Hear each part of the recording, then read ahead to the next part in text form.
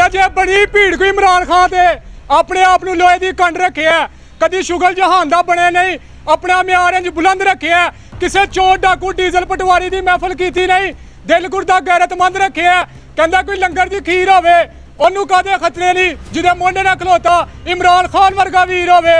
अस्सलाम वालेकुम, मैं हूं हुसनैन, आप देख रहे हैं नया पाकिस्तान। इस वक्त मैं मौजूद हूं PP 167 के मरकज़ी ऑफिस में। यहाँ कारकुनान मौजूद हैं, इनसे बात करते हैं, पूछते हैं आज शाम को क्या रिजल्ट आएगा। जी अस्सलाम वालेकुम। वालेकुम सलाम। सर आज शाम को की रिजल्ट आ रहा है? सर इंशाल्लाह आज हमारा कप्तान इन सब चोरों लटेरों को शिकस्त देने के करीब है इंशाल्लाह। ठीक है, आज शाम का जो रिज़ल्ट है वो PTI की फ़तह का इंशाल्लाह हम जश्न मनाएंगे और इन चोरों लटेरों को जिसने जो हिस्सा डाला इंशाल्लाह उसको आज वोट की ताकत से जवाब दिया जाएगा। ठीक है। अच्छा मुझे ये बताएं, लोगों का क्या रिस्पांस है? कितनी तादाद में आप देख रहे हैं कि लोग PTI की तरफ वोट कास्ट करने आ रहे हैं, नून की तरफ कास्ट करने आ रहे हैं? सर ऐसे है कि कोई 95% लोग PTI की तरफ हैं, ठीक है, जिनका दिली ख्वाहिश है कि वो PTI को ऑन द ग्राउंड जाके सपोर्ट करें, और बहुत सारे दोस्त हैं जिनको अपने वोटिंग लिस्टों में परेशानी हो रही है, उनको अपने पोलिंग बूथ की समझ नहीं आ रही।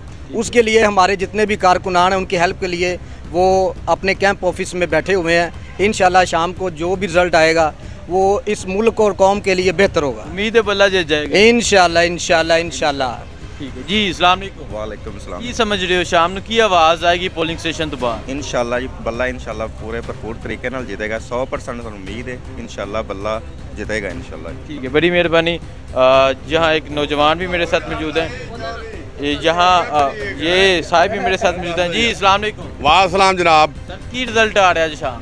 इंशाल्लाह 100% आएगा रिजल्ट जी। किदा? साडा PTI ਦਾ ਜਨਾਬ। PTI ਦਾ? PTI ਦਾ ਬਿਲਕੁਲ ਜ਼ਰੂਰ। पूरी उम्मीद है बल्ला जी? इंशाल्लाह इंशाल्लाह जी। ठीक है। हाँ जी ਜ਼ਰੂਰ ਹੈ।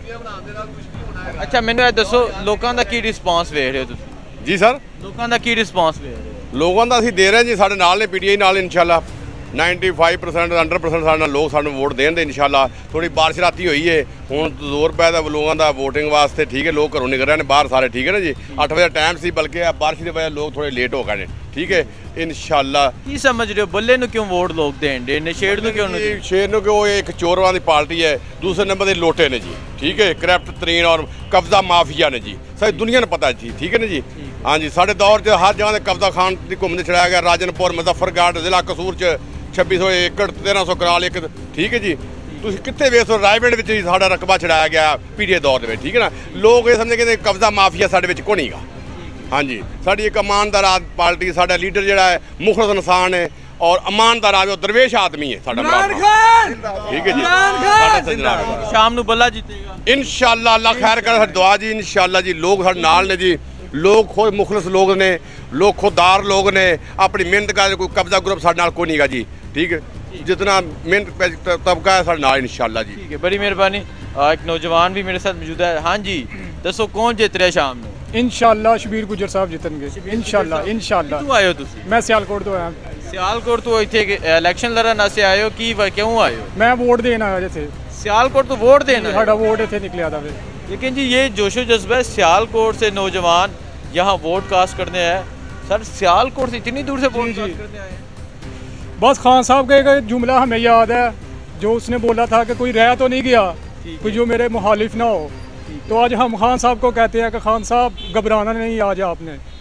ठीक है सर, कुछ कहना चाहिए खान साहब के लिए? खान साहब के लिए एक दौड़ा पेश करना चाहता हूँ।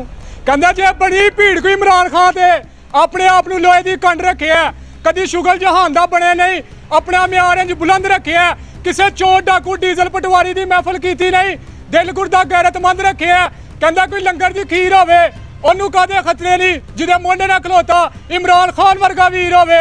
इमरान खान जिंदाबाद। देखिए जी, आप ये जोशो जज्बा देख रहे हैं। आगे जाते हैं पोलिंग स्टेशन की तरफ, वहाँ जाके लोगों से बात करते हैं, पूछते हैं वहाँ क्या लोगों का रिस्पॉन्स है।